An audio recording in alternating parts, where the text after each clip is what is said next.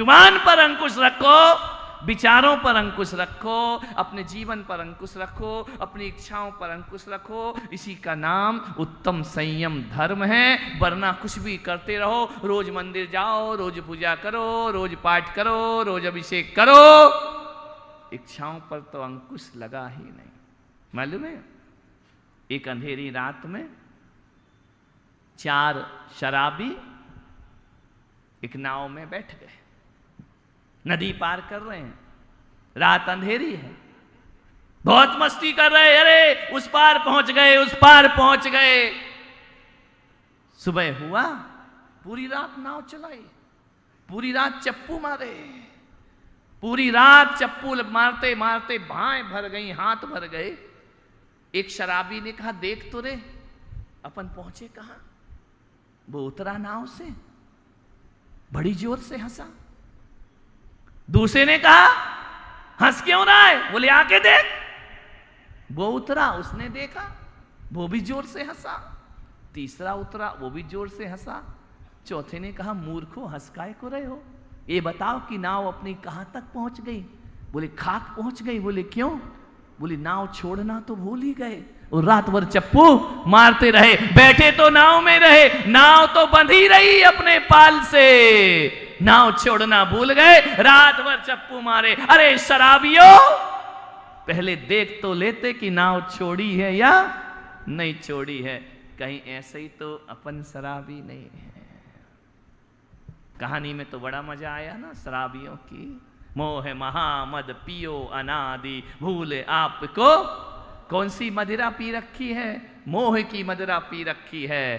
नाव छूटती नहीं है, पूजा पाठ जारी रहता है। ध्यान रख, नाव छोड़ो, रात भर चप्पू मारते रहोगे, पूरी जिंदगी मरघट तक तुम चप्पू ही मारते रहोगे, पहुंचे कहां? बोलो, कोल्हू का बैल क्या हुआ? 10 दिन बाद क्या होगा? कोल्हू का बैल जानते हो? आंख में पट्टी बांध देते हैं, उसको गोल गोल घुमाते, गोल गोल घुमाते हैं, और वो कोल्हू उससे चलवाया जाता है। वो कोल्हू का बैल सोचता, कितनी दूर आ गया, कितनी दूर आ गया, सुबह से लगा हूं, पूरा दिन हो गया, कितना चल गया, कितना चल गया, कितनी यात्रा हो गई। लेकिन शाम को जैसे ही पट्टी खुलती है, कोल्हू का बैल चला तो बहुत, लेकिन पहुंचा जहां था 14 के बाद कोल्हू के बैल। समझ में आ रहा? चले तो बहुत, 10 दिन 3:30 बजे सो के उठे, 4 बजे सो के उठे, भागम भाग नहा धो के, चलो चलो, बहुत यात्रा हो गई। लेकिन जब ये सफेद पट्टी हटेगी, बोलो, जहां थे, ये कोई यात्रा है? चले बहुत, पहुंचे कहीं नहीं। ध्यान रखिए महाराज, इतने हम सब साथ चलेंगे तो ऋषभ देव में चौका कौन लगाएगा? अरे बहाने बाजो, उसकी चिंता मत करो, अपने आप पर अंकुश लगाओ। ये सादे वस्त्र, कई ऐसे हैं जो चटाई पर सोकर साधना कर रहे हैं, कई ईमानदारी से पाल रहे हैं पूरी 100%, कई बेईमान हैं, कई हैं 10 दिन का उपवास करके साधना कर रहे। ये बच्चे प्रशांत वगैरह बैठे ना, पहली बार उपवास कर रहे हैं, हर बार नहीं। ये अम्मा जी बैठी है, 16 उपवास कर रही, हैबिचुअल है, हर साल कर लेती हैं। बच्चे नए नए, नई एंट्री है, 10 उपवास की साधना। कल आए, बोले महाराज भूख प्यास तो बिल्कुल नहीं लग रही, कमर दुखती है। मैंने कहा उम्र कच्ची है तो कमर तो दुखेगी, ध्यान रखिए। कर रहे हैं साधना, बच्चों का खेल नहीं है ये, बहुत बड़ी तपस्या है। 10 उपवास की साधना, 34-35 लोग यहाँ पर जो उपवास की साधना कर रहे हैं, ईमानदारी से धर्म को जी रहे हैं। ध्यान रखिए, क्यों कराई जाती जैन धर्म में इतना संयम का महत्व क्यों? मैं आपसे निवेदन कर रहा हूं, 10 दिन के वो संस्कार लेकर के जाना यहाँ से, ये नहीं कि 14 के बाद फिर वही हमारी जिंदगी कुतवाली, दिन 4 वही, फिर खुरपा और जाली। ध्यान रखना, ये 4 दिन नहीं, इसे जिंदगी भर की अमानत बन के रखना। मैं ये नहीं कहूंगा कि जिंदगी भर सफेद कपड़े पहन करके घूमना, मैं ये नहीं कहूंगा कि जिंदगी भर तुम्हें एक टाइम भोजन करके जीवन बिताना, मैं ये नहीं कहूंगा जिंदगी भर उपवास करना। मैं पुलक सागर तुमसे इतना कहता हूं कि कम से कम यहां के इतने संयम के संस्कार लेकर के जाना, रोज ना सही, रोज ना सही, महीने की 30 रातों में एक रात चटाई पर जीवन भर सोने की कोशिश करना। ध्यान रखना, रोज ना सही, कम से कम महीने में एक दिन ऐसा जीवन जीने का प्रयास करना। रोज ना सही, अष्टमी 14 को एक टाइम भोजन करना। अष्टमी 14 को ना कर सको, रविवार को एक बार भोजन करना जब छुट्टी रहती है। ये साधना जिंदा रखना, इसे मारना नहीं। ध्यान रखना, रोज ना सही, एक दिन, पूरा दिन महीने में एक छुट्टी ले लो। पूरा दिन जिनालय में गुजारने का प्रयास करेंगे, हम घर वापस नहीं जाएंगे। इतना यदि कर लिया तुमने तो समझना हमने 10 दिन की 10 लक्षण की आराधना की है। रोज ना सही तो महीने में एक दिन, या अष्टमी को या चतुर्दशी को रूखा सूखा भोजन करके देखना, जिसमें कोई मिर्च मसाले ना हो, बिल्कुल सादा भोजन संतों जैसा करके देखो। महीने में एक रात बिना तकिए के गुजार के देखो, महीने में एक रात ऐसी गुजारो जो साधु संतों की रात होती है। ध्यान रखिए, मैं आपसे इसलिए निवेदन कर रहा हूं कि आज तुम्हारे पास सब कुछ है। जिंदगी ऐसे मोड़ पे भी ला सकती है जब तुम्हारे पास कुछ ना हो। गद्दे, डनलप के गद्दे पर रात बिताने वालों, बड़े बड़े महलों में रहने वालों, महलों को बिकने में ज्यादा देर नहीं लगा करती है। ये डनलप के गद्दे छूटने में ज्यादा देर नहीं लगा करती है। एक जिंदगी साधु जैसी गुजारो, क्योंकि जिस दिन तुम्हारे पुण्य का क्षय हो गया और ये साधना तुम्हारे साथ रही ना, तो बुरे दिनों में भी तुम्हारी जिंदगी आनंद से बीतेगी, क्योंकि तुमने ये साधना करके देखा है। ध्यान रखिए, तुमने ऐसा जीवन भी जिया है तो तुम्हारे बुरे दिन कभी नहीं आ सकते हैं। इसलिए संयम करा, इसलिए अपने यहाँ अष्टमी 14 को एकासन उपास कराया जाता है कि आप अपने भीतर बिना भोजन के रहने की भी ताकत पैदा करो। इसलिए अपने यहाँ रात जागरण कराया जाता है, कहीं जाओ रात को नींद ना आए तो जागरण के संस्कार भी तुम्हारे अंदर होना चाहिए। ध्यान रखिए, वो ताकत संयम से। ध्यान रखना, आदमी का विल पावर कैसे बढ़ता है? त्याग से विल पावर बढ़ता है, तपस्या से विल पावर बढ़ता है। दवाइयां खाने से विल पावर नहीं बढ़ता है। कितना भी दूध में बोर्नविटा घोल के पीते रहो, कोई ताकत मिलने वाली नहीं है। संकल्प से बड़ी ताकत दुनिया में कोई दूसरी नहीं हुआ कर। संकल्पों की ताकत रखो, बिना चप्पल के पैदल चलना सीखो, रोज नहीं तो एक बार सीखो। और आपसे निवेदन करूंगा कि महीने में एक बार जाओ, किसी तीर्थ की यात्रा करके आओ, तुम्हारा जीवन धन्यता को एक तीर्थ तो करो मंदिर में। ये साधना तुम्हारे बहुत काम आएगी। यदि राम को आश्रम में विद्या अध्ययन नहीं किया होता तो 14 वर्ष निकालना बहुत मुश्किल हो जाता। आश्रम कैसे होते थे?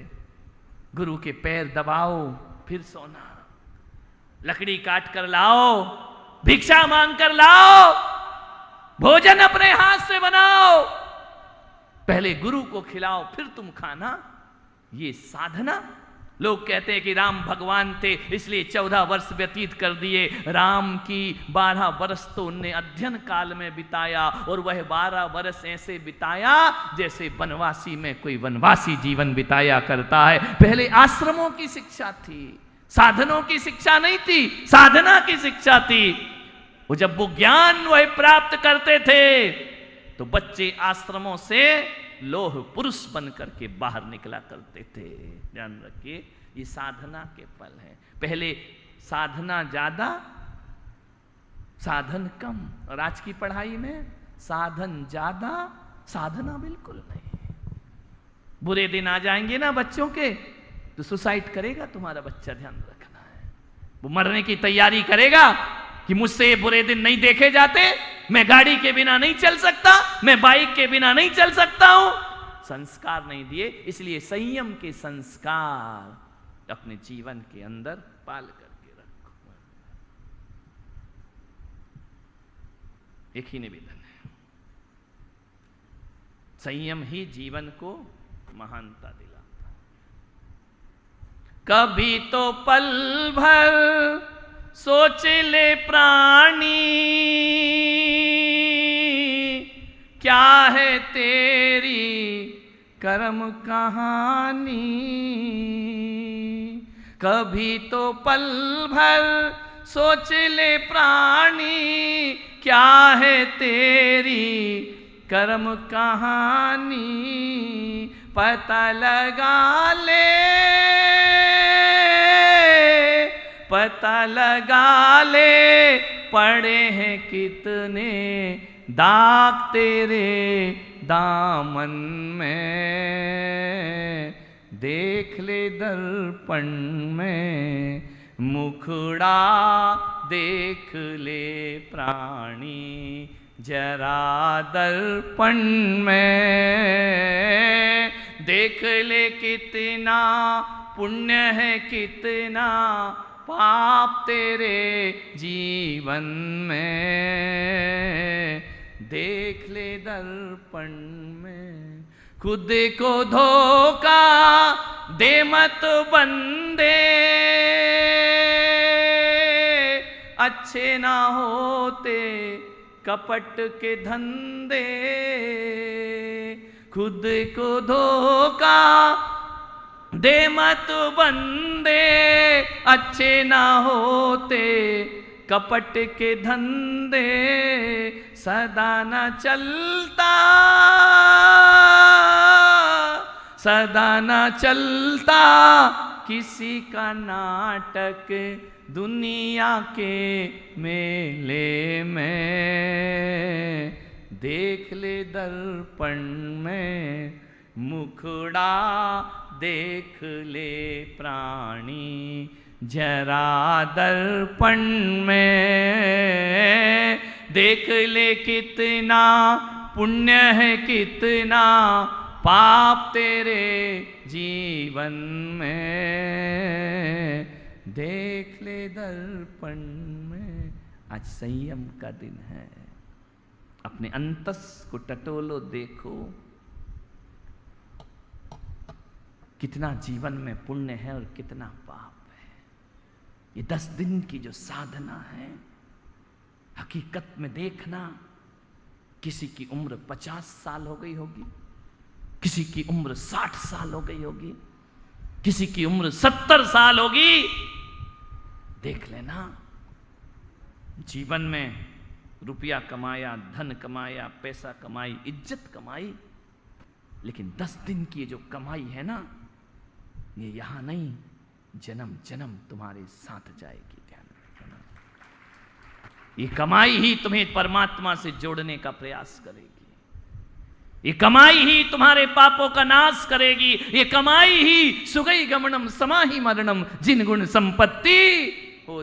यही कमाई, असली कमाई तो यही है, क्योंकि जो दौलत कमाई वो यहीं पड़ी रहेगी, मकान बनाया वो यहीं पड़ा रहेगा, बीवी बच्चे यहीं पड़े रहेंगे, कोई भी साथ जाने वाला नहीं है। जाता है यदि कोई साथ, तो जीवन का पुण्य हमारे साथ जाता है। पुण्य की गठरी भरो, पाप की गठरी छोड़ो, फेंको। प्रतिपल प्रति क्षण संयम की साधना करो, वही जीवन का अपने मौलिक कमाई है, अपने काम आने वाली है, निजी हित की कमाई है। बाकी सब इस धरा का, इस धरा पे सब धरा रह जाएगा। साथ में लाया था क्या जो साथ में ले जाएगा। आप सबने सुना, अनुग्रहित हूं। कौन था मैं? किसी के लिए खाली सूखा भूखंड, तो किसी के लिए मुंबई से अहमदाबाद के बीच आने वाला सिर्फ एक जमीन का टुकड़ा। किसी व्यापारी के हाथ लगता तो हजारों की तरह एक और रिसोर्ट बन जाता। किसी बिल्डर के हाथ लगता तो लाखों और की तरह मैं भी एक टाउनशिप बन जाता। लेकिन मेरे भाग्य में करोड़ों में एक होना लिखा था। मेरे भाग्य में आचार्य श्री पुलक सागर जी का आशीर्वाद लिखा था। नरेन्द्रं फणीन्द्रं सुरेन्द्रं अधीशं शतेन्द्रं सुपूज्यं भजे नायशीशं मुनीन्द्रं गणेन्द्रं नमो जोडिहातं नमो देवदेवं सदा पार्श्वनाथ।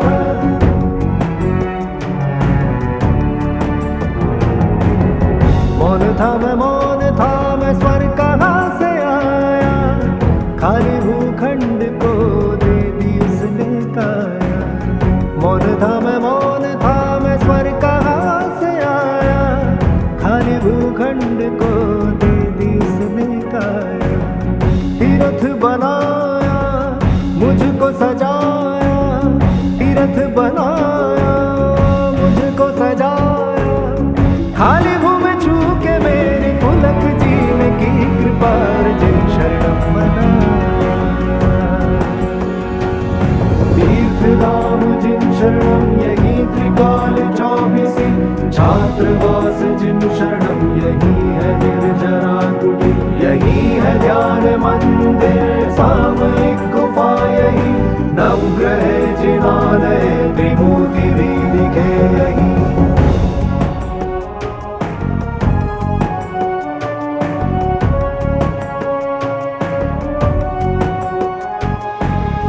पुलक सागर को ये स्वप्न आया, खाली भूखंड ने उनको बुलाया। पुलक सागर को ये स्वप्न आया, खाली भूखंड ने उनको बुलाया। खोई हुई भूमि ने खुद को पाया, बंजर धरती पे पुष्प खिलाया। पारसनाथ के पाके दर्शन, पारसनाथ के पाके दर्शन। खाली भूमि छू के मेरी पुलक जीने की कृपा अर्जुन शरणम बना। नरेन्द्रं फणीन्द्रं सुरेन्द्रं अधीशं शतेन्द्रं सुपूज्यं भजे नायशीशम्